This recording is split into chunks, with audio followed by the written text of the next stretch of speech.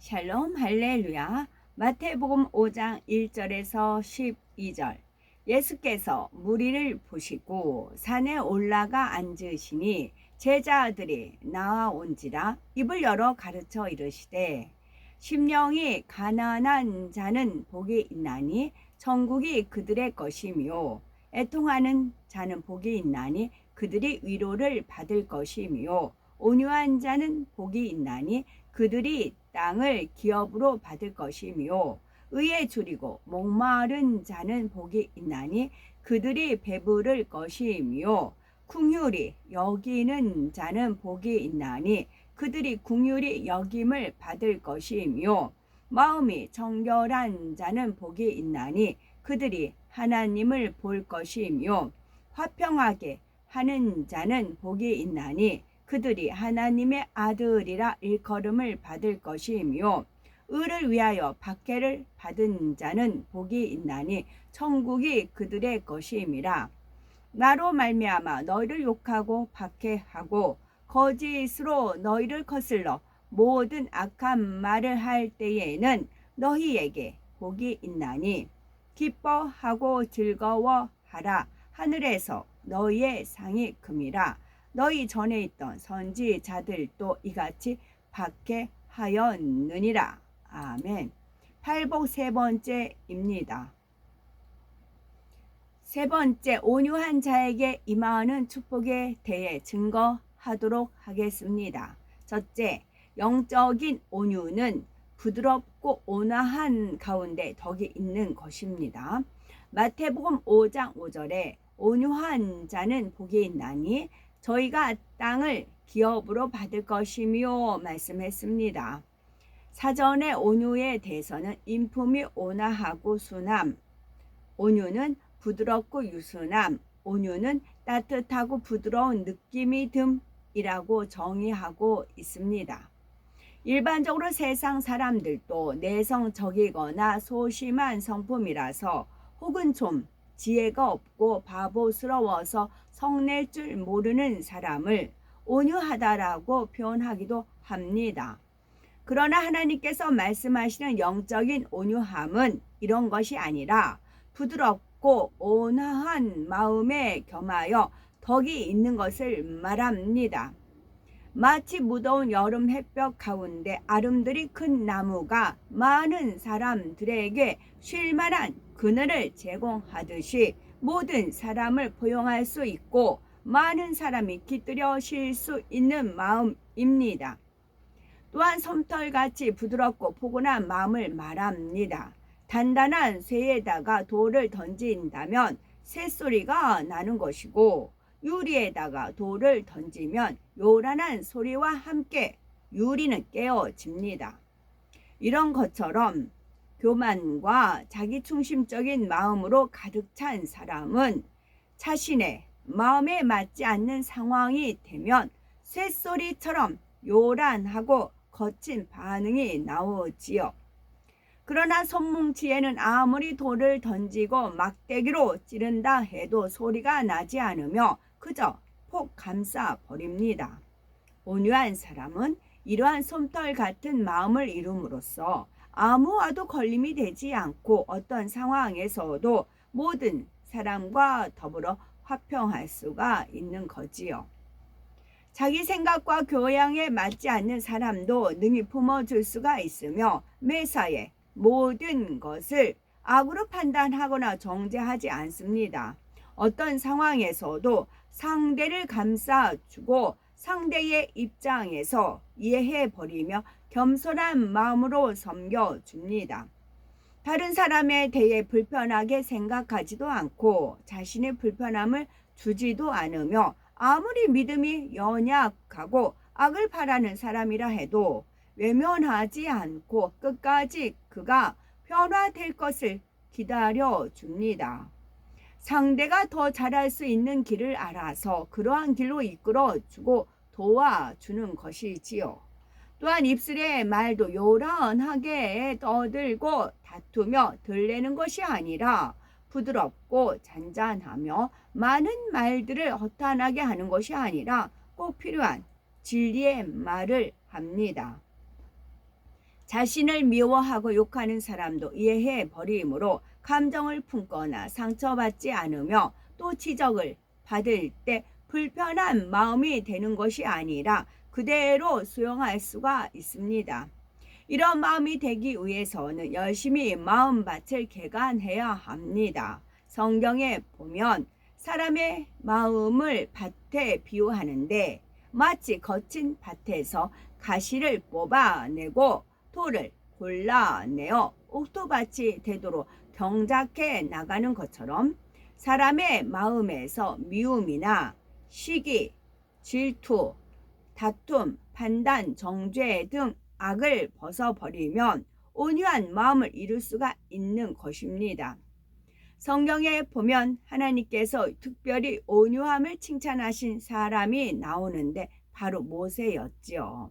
민수기 12장 3절을 보며 이 사람 모세는 온유함이 지면의 모든 사람보다 승하더라 말씀했습니다.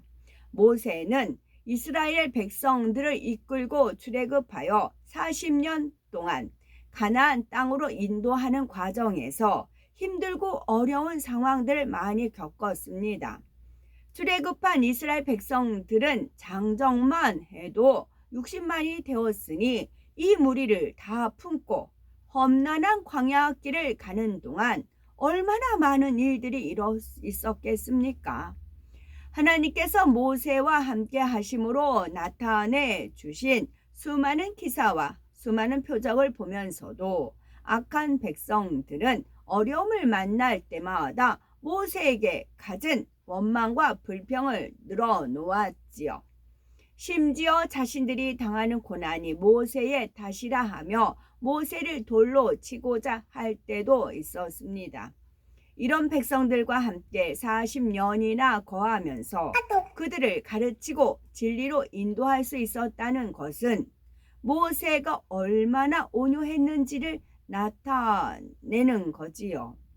하나님께서도 그를 지극히 사랑하여 놀라운 권능으로 늘 보장하셨을 뿐만 아니라 혹여 백성 중에 모세를 대적하는 사람들이 있을 때는 그들이 모세의 형이든 누이라도 용납하지 않으셨던 것을 볼 수가 있지요.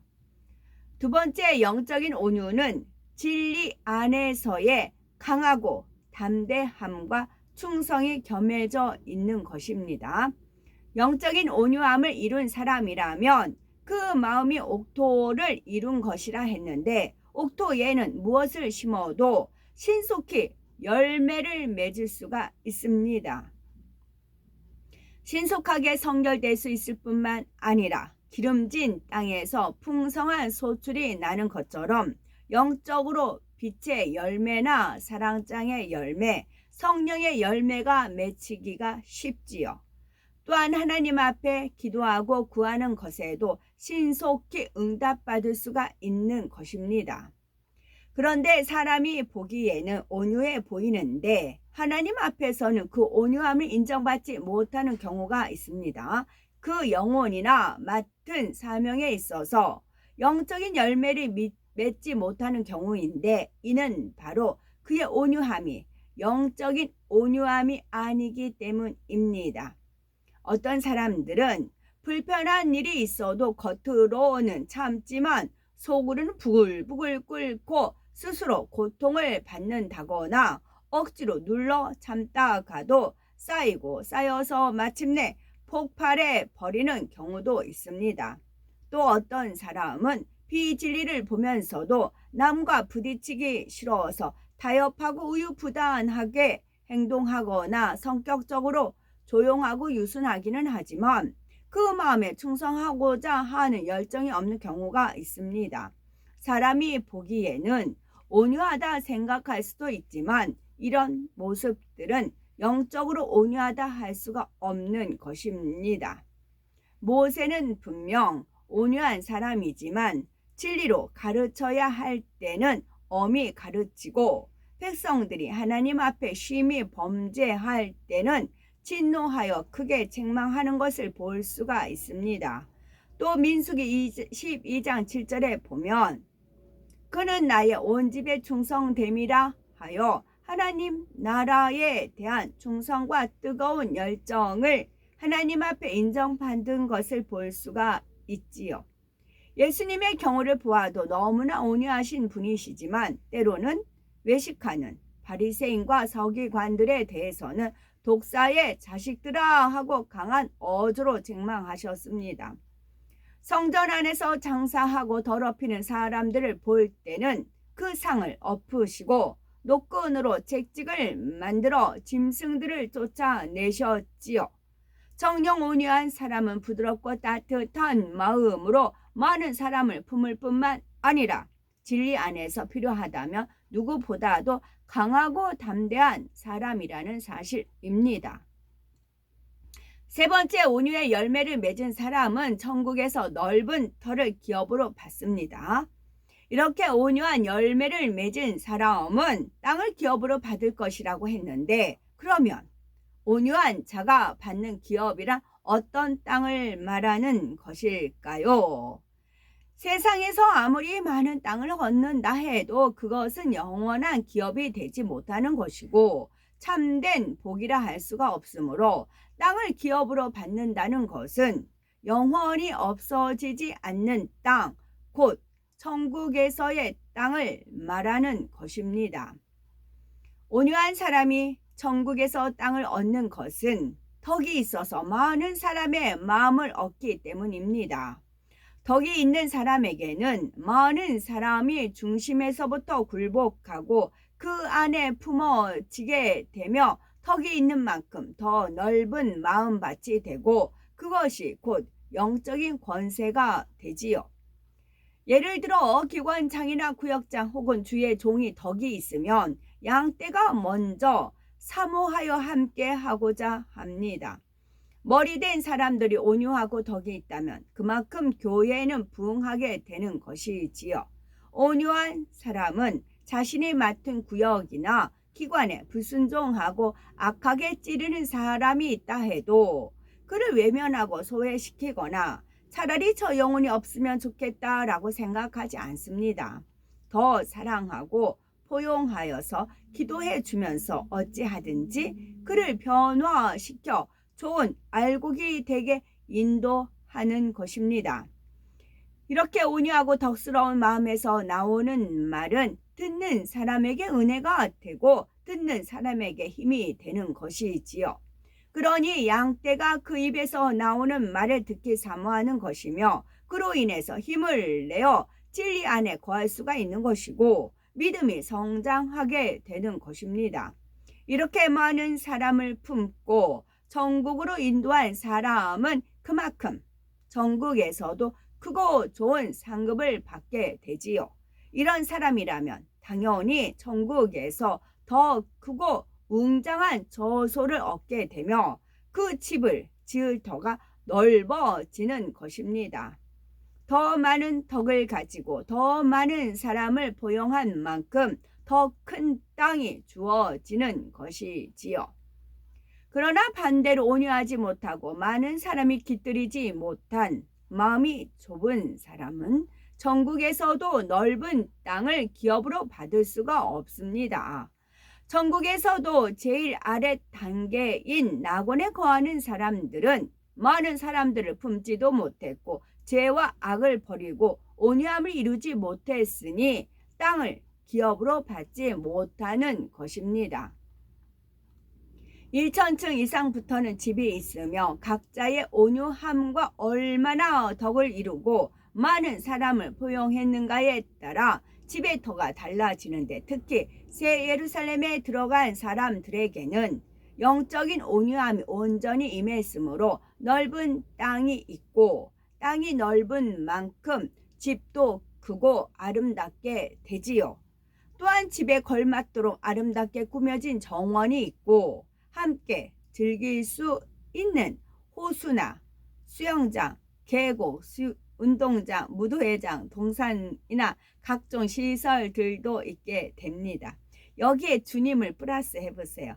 호수에서 주님과 함께 데이트합니다. 수영장에서 주님과 함께 수영을 합니다. 계곡에서 주님과 함께 물장난 칩니다.